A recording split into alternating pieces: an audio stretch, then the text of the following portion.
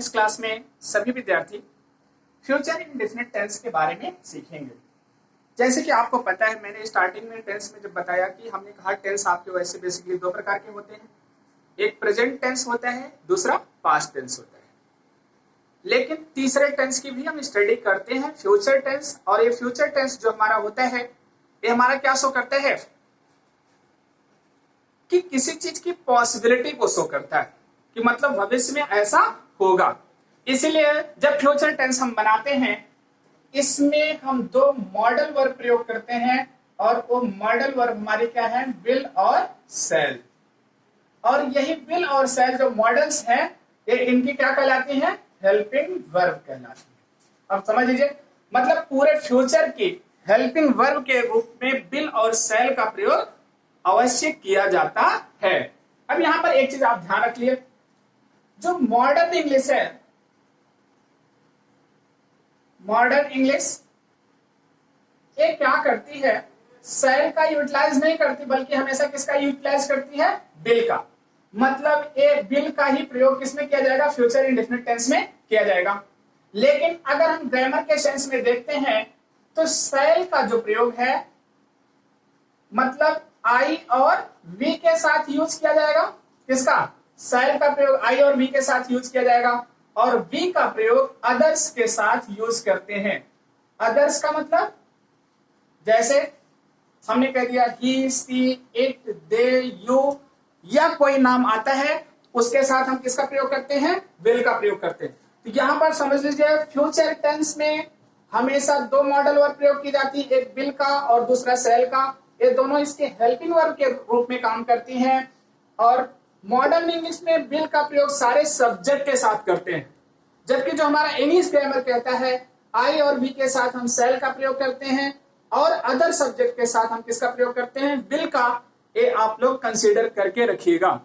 इसके बाद क्योंकि बात हम किसकी कर रहे हैं, फ्यूचर इंडेफिनिट टेंस की, तो जो फ्यूचर इंडेफिनिट टेंस हमारा है, अगर हम इसकी पहचान पे जाते हैं, आइडेंटिटी, किस पर जाते हैं, आइडेंटिटी, तो हम पाते हैं यही, the tense which shows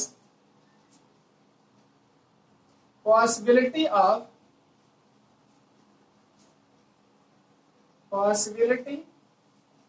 of a permanent work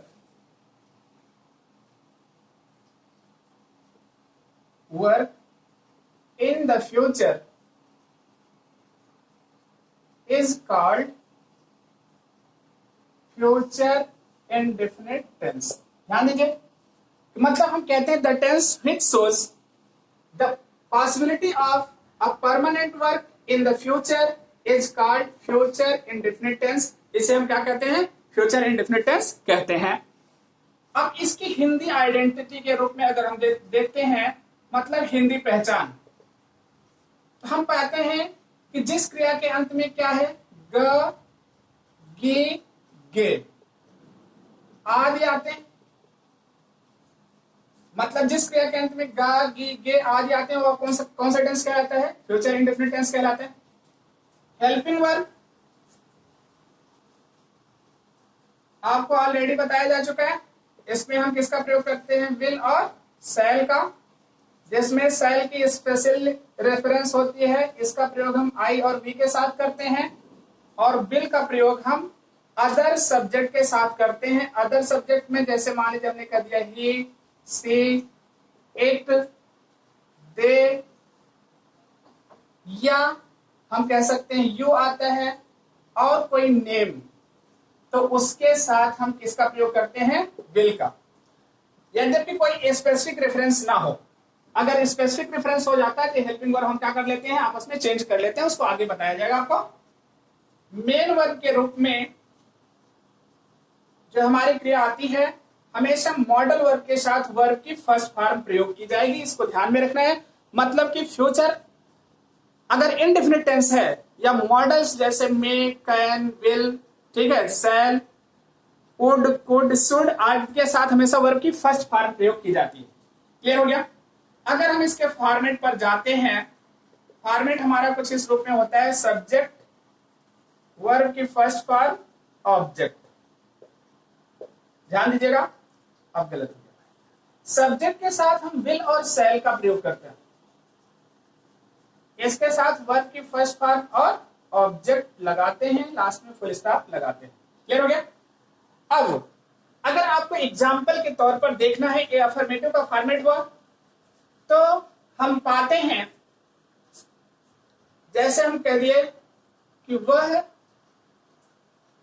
गीत गाएगा। ध्यान दीजिए, वह गीत गाएगा, आपका एक सेंटेंस हो गया हिंदी। वह आपका सब्जेक्ट है, हमने किसका प्रयोग किया? he का। he के साथ कौन सी क्रिया लगती है? देखिए यहां पर लिखा गया है will का, he will। इसके बाद क्या आ गया? sing a song, he will sing a song। Clear हो गया? और इसी का अगर आपको निगेटिव बनाना है, तो निगेटिव के लिए आप तुरंत ऐसा लिखेंगे, सब्जेक्ट इसके साथ will या shall, पुनः नॉट, वर्ब की फर्स्ट फॉर्म ऑब्जेक्ट। क्लियर हो गया? जैसे मान लीजिए हमने लिख दिया खिलाड़ी